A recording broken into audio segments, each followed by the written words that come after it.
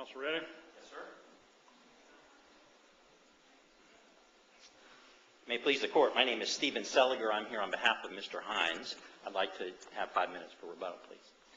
The issue in this case, the primary issue in this case anyways, has to do with the application of State versus Perkins, which is what happens when you get acquitted of a crime and whether that evidence can be adduced in a subsequent trial. In this case, Mr. Hines is charged with a robbery that occurs on March 3rd. He then gets involved in a chase with the police and some other allegations of crimes that happen on March 21st. All this evidence comes in the March 3rd robbery. He goes to trial on the March 21st crimes first, before the March 3rd case. That case involved 4 counts, 2 of which were fleeing and attempting to elude the police on March 21st, and possession of a .357 handgun, and irrelevant to the robbery case on March 3rd, but there's also a possession of a shotgun. The state introduces, over objection, the facts of the evidence relating to the fleeing or attempting to elude and the possession of that handgun, even though at the subsequent trial, a judge finds that the state has not proven their case as to the fleeing or attempting to elude, and a jury finds Mr. Hines not guilty of possession of that firearm on March 21st. State versus Perkins is really clear that evidence for which Mr. Hines was acquitted in a case, and the evidence is his possession of the gun on March 3rd, because the only reason the prosecutor introduced all that evidence was to enhance the credibility of the victim who testified against Mr. Hines that it was Mr. Hines who committed the robbery on March 3rd. The victim said he had a handgun. He thought it was a .357. The handgun that they recover on March 21st is a .357. The prosecutor makes clear the link between the evidence that's recovered on March 21st, the handgun, and that Mr. Hines' possession of that gun as part of the robbery on March 3rd. State versus Perkins prohibits that. The same is true with the evidence of the fleeing or attempting to elude.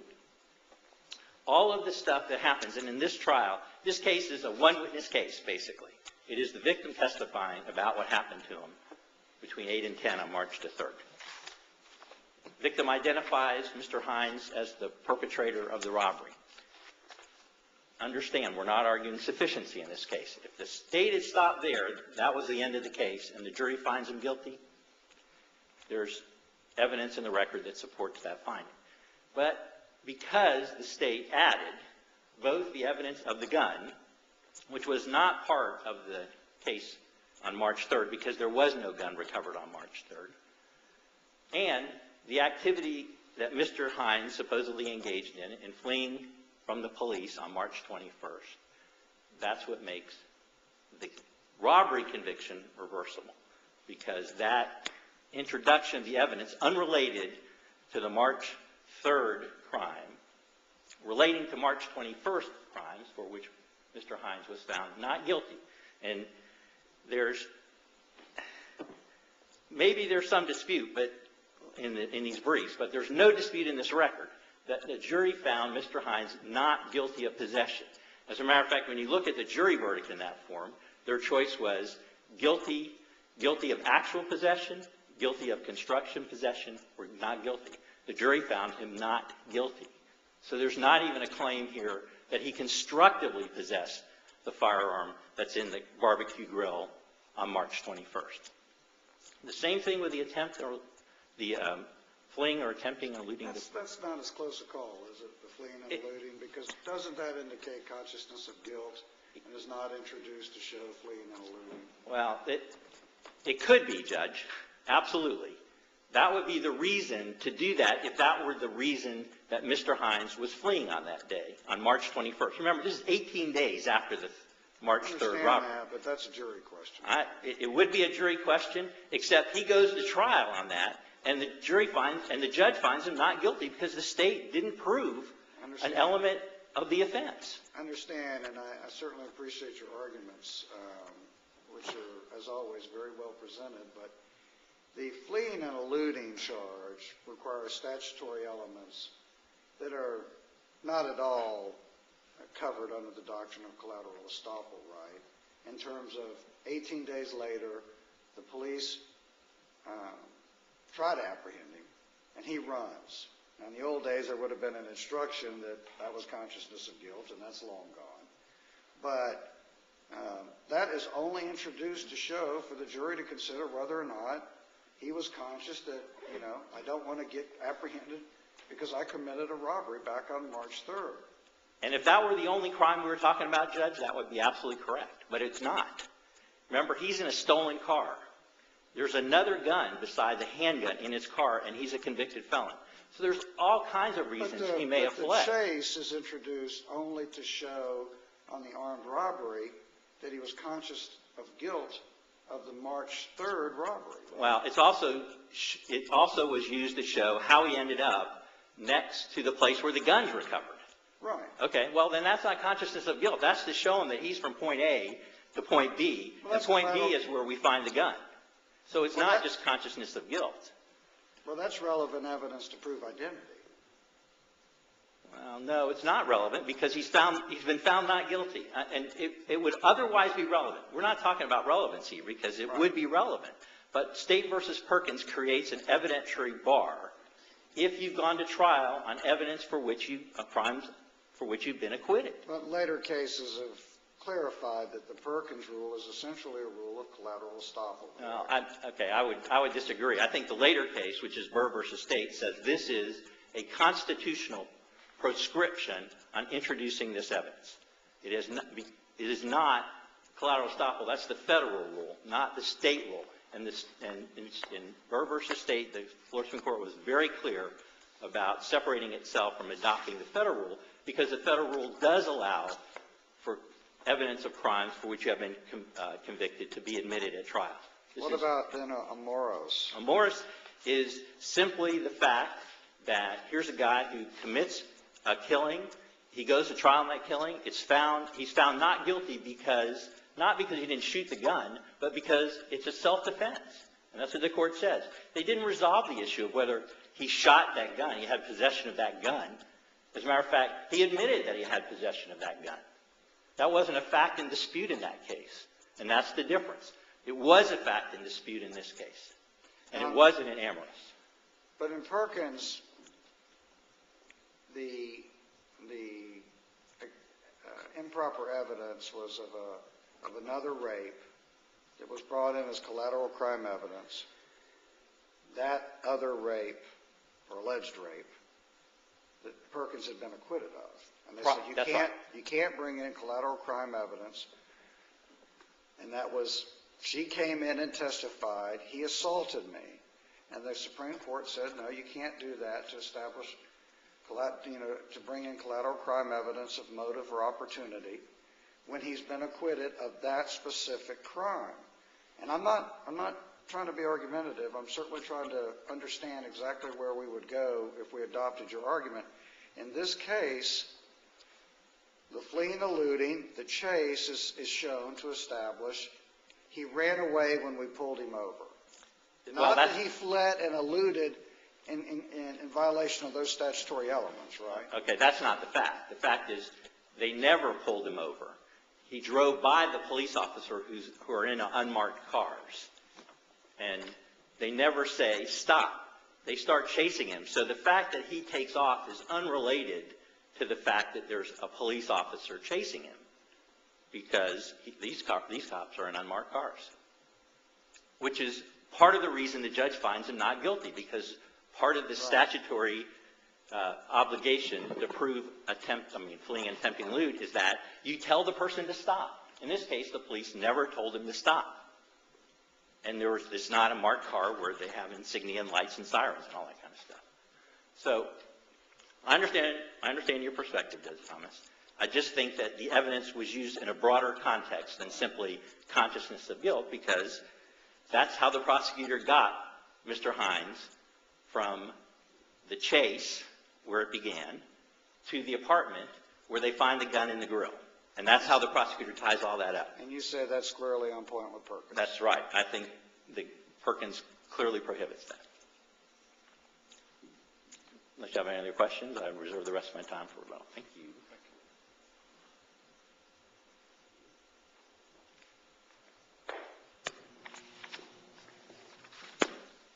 Good afternoon. May it please the court. Jerry Roberts for the state of Florida. I think that it was Judge Thomas that brought up the Amoros case, and counsel's response to that was very telling. Counsel seemed to admit that what you do in these cases, these Perkins and Amoros type cases with collateral evidence, is you look at the prior acquittal and you look exactly at what the judge acquitted them of, and then you prohibit the use of that in certain situations when it's only relevant. Really, every case that you find with a reversal was a modus operandi case. They're all, you're being tried for robbery and you've been acquitted of 2 robberies, and they admit that as Williams rule evidence, and you were acquitted of those, so that was unfair. You've been charged with rape and you were acquitted of a prior rape, and they use that as Williams rule evidence, and that's precluded. And that's easy to see under Perkins, and Perkins is still good law. But when you look at how the case has developed over the 31 years since then, in a case like Amoros, the Florida Supreme Court, and again, this isn't a district court of opinion, this is the Florida Supreme Court telling us what they mean by Perkins, that the focus in Perkins was a similar pattern of criminal conduct rather than linking a defendant to a critical piece of evidence. Now, in both issues 1 and 2, the fleeing and eluding and admission of the gun, that's exactly what the state of Florida did at the criminal trial in this case. They were linking Mr. Hines to the gun paraphernalia, that's what I'm going to call the holster and the ammunition found in the trunk of his vehicle. They were linking him to that evidence, and the fact that that was compatible with the gun found in the grill linked Mr. Hines to the weapon, not in a possessory sense, but saying that he had that weapon available to him. And that's the purpose for admission. I do have a question about that as I've contemplated this argument, and that is, your argument is, and I certainly see where Amoros is, obviously clarifies Perkins, but your argument is that, well, he was acquitted of the fleeing and eluding, and that crime has statutory elements that aren't really dispositive as to whether or not he was just running because he was conscious of his guilt. But it links him to the gun that is an element of armed robbery. And I know in Amoros they talk about, well, it links him to the evidence, so we think that's different than Perkins. So I understand, and I'm not sure it's crystal clear what the difference between Amoros and Perkins is. But that's their statement. But armed robbery requires the possession of the firearm.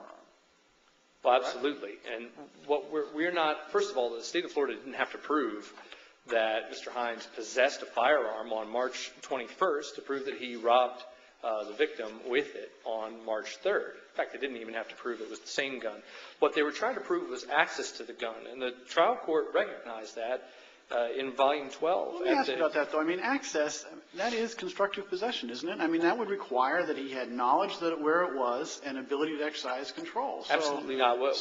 If he was acquitted of I mean, that is the gun, right? What counsel said in Volume 12 of the record at page 488 was that there was a possibility, and he'd been staying at his girlfriend's apartment where this firearm was found.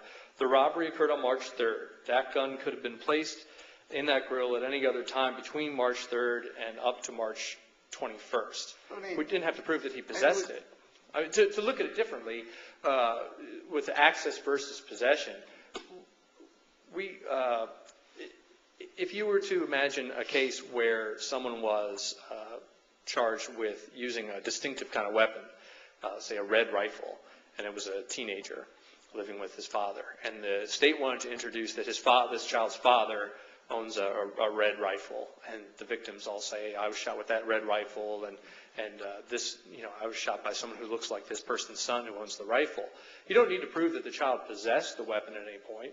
You prove that he had access to it, so it shores up the identification, the witness's identification, saying, well, he looks like the person who robbed me, and he lives in a house with a red rifle. It's not his. He's not possessing it.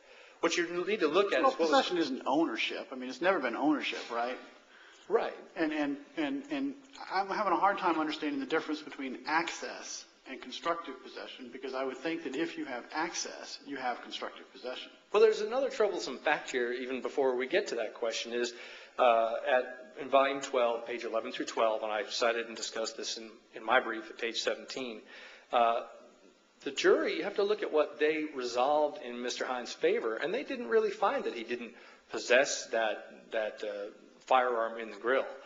In fact, I have trouble explaining the acquittal as anything other than a jury pardon, because Mr. Hines stipulated that he was a prior convicted felon, and the jury found that he possessed the short-barrel shotgun. Now, counsel didn't supplement the record with the entire trial and order of acquittal, but taking the discussions of counsel as evidence, which is really not evidence, but taking that on faith, the jury instructions in this case said to find, in the March 21st case, to find Mr. Hines guilty of possession of a firearm by a convicted felon.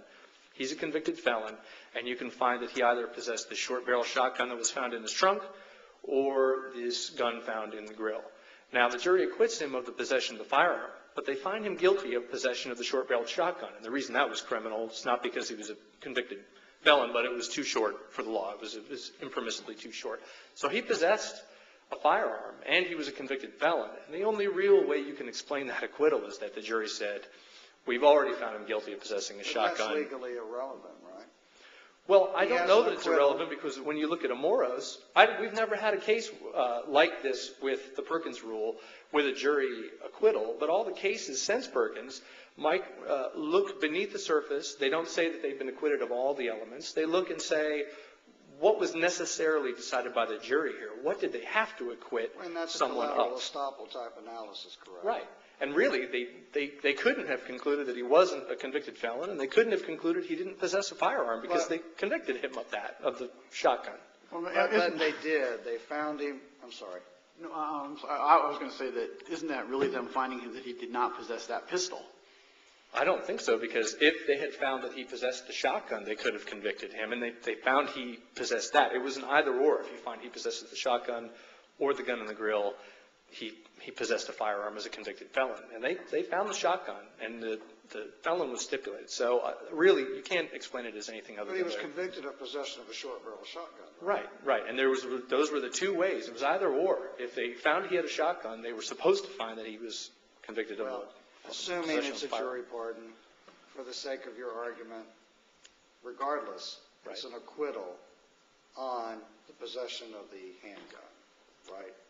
I wouldn't say that, because I think it had to be a jury pardon because they found he had the shotgun. If it had only been charged as the gun, the handgun, not the shotgun, I think that you'd have to conclude that was the one element the jury had control over, and they in fact, that argument works against you, doesn't it? If they found he possessed the short-barrel shotgun, they necessarily would have had to find him guilty of possession of a firearm by a felon because they had found him guilty of the short-barrel shotgun. Right, but the shotgun was in the jury instructions for both the shotgun crime and the possession of a firearm crime. If the jury found that he possessed the shotgun, they were supposed to find that he was in possession of a firearm. The shotgun is a firearm. I understand. So they were supposed to find. Well, you can't explain it. Skip into the next step of the analysis for the time being. Right. If you look at this, let's assume it's an acquittal on the possession of the handgun. Right. Just for the sake of argument, I know you're not conceding that. Right. The jury finds him not guilty of the possession of the handgun. I understand it's still your argument that that handgun in the barbecue grill is still admissible because, as in Amoros, the court said, well, this isn't similar fact evidence. This is simply relevant, critical evidence, I submit to identification, establishing that is him because there's the .357 in the barbecue grill. Well, not that alone. The victim said, this is the man who robbed me, and this is the gun he used to rob me. But it's introduced to identify him because obviously the relevance of that evidence, is it not, that yes, this is the .357 that's in the barbecue grill. Absolutely.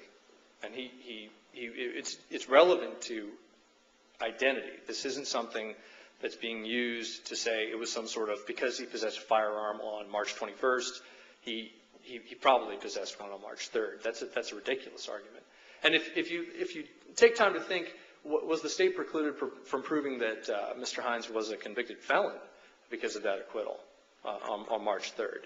That was one of the elements that he was acquitted of, too, on March 21st. If you just want to assume that elements, if we don't want to look at what the jury had to decide and what they didn't, if we just look at acquitting someone of all those elements, that would be ridiculous, of course, to not be able to say he was a convicted felon. What you have to look at is how was this used. This is completely different from Perkins and every other case that you can cite, Burr, that dealt with robberies and showing a pattern.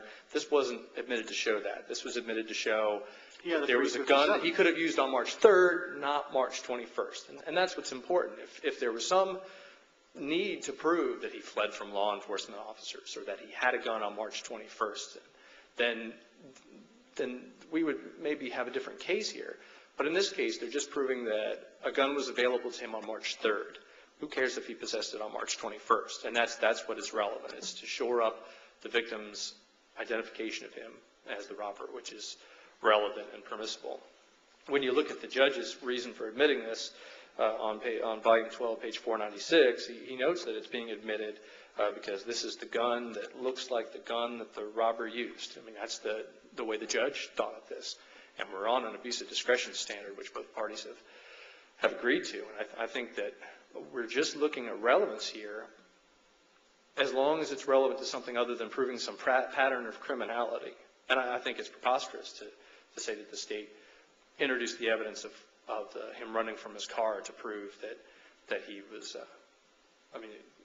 he certainly wasn't charged with fleeing. And there was also no argument that the robber, we also have to remember the robber in this case, everyone agrees that Mr. Cessna was robbed. He was robbed at gunpoint. There's no argument about whether a firearm was actually used by the robber. We're just talking about, was Mr. Hines the robber? So in addition to, I think we have even a harmless error situation because the victim was very unequivocal about saying that this is the person and this is the weapon. He had even worked stocking weapons and said that's the gun. So this is a small part of the case that's being, of course, turned into the entire appeal. And I think it's really harmless if the court found error. But we just have to look at how it was used. And by the way, every fact cited, certainly in the reply brief, I think in the initial brief too, certainly in the reply brief, stems from closing arguments. That counsel saying, we know why the state introduced this evidence because of closing arguments. There were no objection to the closing arguments. There's no allegation of fundamental error. You really need to look at what the trial court's decision was. That's what you're reviewing for abuse of discretion, not prosecutorial comments that weren't objected to, and there's been no allegation of fundamental error. We need to look at what the judge was thinking, what the judge decided could come into evidence, and whether the judge abused his discretion. And no facts are cited in the appellant's initial and reply brief from those hearings, where the judge is clearly saying this is being admitted not to prove he committed a crime on March 21st, but just to show that this is the gun that looks like the gun that was robbed, and here he is right next to it, not in possession of it.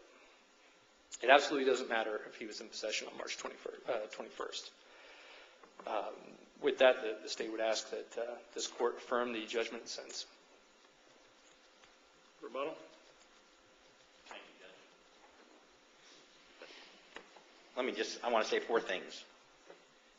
First is, we don't agree necessarily that it's abuse of discretion standard, because if the judge applied the wrong rule of law, then this court reviews it de novo. Second is, let me tell you what the prosecutor said they used the gun for in this case. I, the prosecutor, don't know whether he, Mr. Hines, wiped the gun down or not. Maybe he did. Maybe he got there and wiped it down with a towel and threw the towel in the grill to help cover the gun up. Now, I don't know what definition of possession the state's talking about, but to me, that is the definition of possession that Mr. Hines went to trial on for the March 21st case and was found not guilty. The third thing is, and I hope this court knows, that there are two other cases involving Mr. Hines that have this exact same issue raised that are now before the court. Those cases, and I thought this case, had supplemented the record with the case that involved the possession of a firearm by a convicted felon in the fleeing and looting. Here's what the judge tells the jury about what they have to decide about the possession of a firearm by a convicted felon. And Judge Thomas had the same question as the state does, which is, The information in that case alleges the handgun and the shotgun in an and/or way when it talks about possession of a firearm by a convicted felon. The jury now has found Mr. Hines guilty of the short-barrel shotgun. They bifurcated the case about the possession of a firearm by a convicted felon. Here's what the judge says. Mr. Rupert, who's the defense lawyer, I'm sorry to interrupt you. I should have mentioned this at the beginning, and the judge is talking to the jury. Your verdict to the jury finds that he was in constructive possession of the short-barrel firearm. So obviously that firearm you've already made the decision on. Therefore, we're only talking about the revolver. Otherwise, it'd be double jeopardy. Otherwise, it'd be double jeopardy. Right. So the judge makes it crystal clear to the jury. The only gun we're talking about now in making your decision about whether he's in possession of a firearm is the revolver. And that's what the jury says. You're not guilty. And if you look at the verdict in that case, there's no question that the jury had the opportunity to make not just the actual possession, which they've talked about, but the constructive possession argument, which I think Judge Hawks is absolutely correct when that is access by the definition of constructive possession. What about the difference in dates? March 3rd compared to March 21st. The reason that they're introducing the evidence relating to the March 21st is to make the March 3rd crime more credible to the jury. Like I said, they could have rested. I'm sorry, I'm making sure I'm not going over my time. They could have rested after they called Mr. Setsna. He identified Mr. Hines, and I will disagree with the state about this. Mr. Hines gave a description, kind of a generic description, that generally matched Mr. Hines. 18 or 19 days later, the police show him a photo lineup. It takes him a while to pick out Mr. Hines. His testimony is that it takes him 5 minutes or so. He's going back and forth between Mr. Hines' picture and another picture.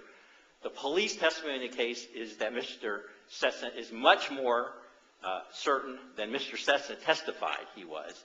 So it's not that crystal clear about that this is an undisputed case that Mr. Hines was the robber. There was some evidence that the defense could have argued.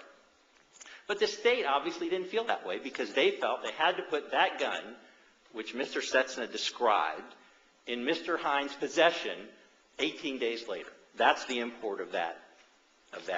And that's why the Perkins rule applies. And I'll grant you, Judge Thomas, the fleeing or attempting to loot is a much more difficult construct to put in Perkins because there are the elements.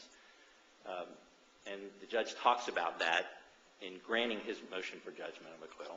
But your argument is a firearm is so critical that even if we reject your argument on the fleeing and looting, and since you have 45 seconds left, if you don't mind, could you tell me again why this case is distinguishable from Amoros? Okay. Amoros was, he gets charged with killing somebody. That goes to trial. His defense is, I shot the guy, but I did it in self-defense. So he admits possession of the firearm that's brought into evidence in the second murder. Okay? It's as Mr. Roberts says. In this case, Mr. Hines concedes he's a convicted felon. So he couldn't go and say, just because they found me not guilty of possession of a firearm by a convicted felon, he conceded that. That's a fact not in dispute. So if this was an habitual offender argument or something along those lines, you accept his argument that your client had to concede he's a felon? That's right. Exactly right. Because that's part of the record. The reason the jury found him not guilty was not because he was not a convicted felon. It's because he didn't possess the firearm. That's the element of the crime for which he was charged on March 3rd. That's the connection. Thank you. Thank you. Thank you both. The court will be adjourned until tomorrow.